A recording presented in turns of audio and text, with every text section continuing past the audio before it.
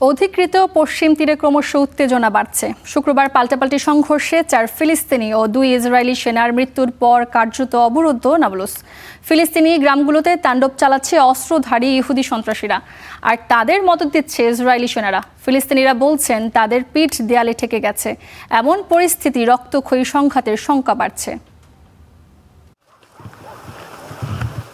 নাবলুসের তাল গ্রামের ফিলিস্তিনি কৃষক আহমেদ সাতাইয়া নিজের জমিতে ফলিয়েছেন টমেটো, ডুমুর আর বেগুন, কিন্তু নিজের ফলানো এই ফসল তিনি ঘরে নিতে পারবেন কিনা সেটিই অনিশ্চিত। ইসরায়েলের অবৈধ বসতি স্থাপনকারীদের দাবি এ জমি নাকি তাদের। প্রবীণ এই ফিলিস্তিনিকে জমির দখল ছাড়তে হুমকি দেয়া হচ্ছে। আমি ধৈর্য ধরবো যতক্ষণ না আল্লাহ এর ফয়সালা করেন, কিন্তু ধৈর্যেরও তো একটা সীমা আছে। এরপর যা আসে তা হলো বিস্ফোরণ। মানুষ তো একবারই বাঁচে। যখন দেখি কেউ আমাকে হত্যা করতে আসছে, তখন কি আমি তাকে মিষ্টি খেতে দেব? কেবল সাতাইয়াই নন, অধিকৃত পশ্চিম তীরের ফিলিস্তিনিদের ধৈর্যের বাঁধ ভাঙতে চলেছে। কারণ গাজার মতো এখানেও ফিলিস্তিনিদের বেঁচে থাকাকে নরকতুল্য করে তুলেছে ইসরায়েল। শুক্রবার প্রথমবারের মতো প্রতিরোধ গড়ে তুলেছিল গ্রামবাসী। জমি দখল করতে আসা ইহুদি সন্ত্রাসীরা যখন 4 ফিলিস্তিনিকে হত্যা করে, তখন প্রতিরোধ করেছে দেয়ালে পিঠ ঠেকা ফিলিস্তিনিরা। ফলাফল 2 ইসরায়েলি সেনার মৃত্যু।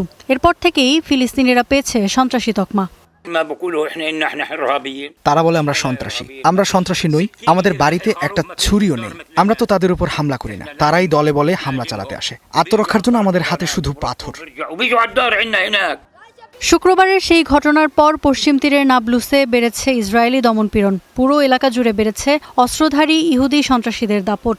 অন্তরালে এই অস্ত্রধারীদের মদত দিচ্ছে ইসরায়েলি প্রশাসন। অবরুদ্ধ গোটা নাবলুস। নাবলুসের চেকপয়েন্টগুলোতে এখন ফিলিস্তিনিদের দীর্ঘ লাইন, নিজের বাড়ি যেতেও বাধা। অথচ যে তালগ্রামকে ঘিরে এমন যুদ্ধ পরিস্থিতি, পশ্চিম তীরের সেই এলাকাটি ফিলিস্তিনি কর্তৃপক্ষের নিয়ন্ত্রণাধীন। সেখানে ইসরায়েলিদের প্রবেশ নিষিদ্ধ।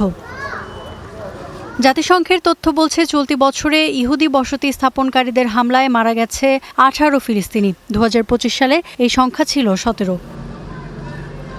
Iffat Ira, star news.